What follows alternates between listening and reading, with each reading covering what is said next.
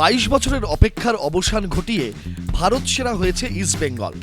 সেলিব্রেশনের মোডে রয়েছেন লাল হলুদের সমর্থকরা।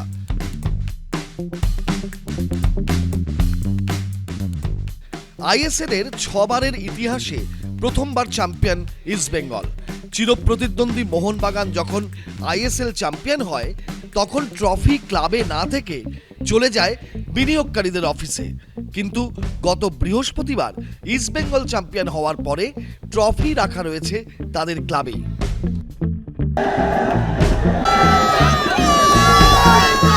বিকেল 4টে থেকে রাত 9টা পর্যন্ত সমর্থকদের জন্য ক্লাবের দরজা খুলে দেওয়া হয়েছে।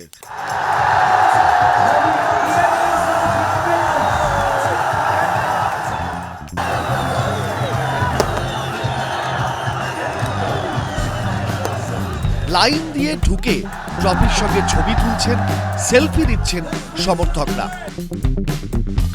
22 বছরের যন্ত্রণা থেকে মুক্তি পেয়েছেন লাল হলুদের সমর্থকরা।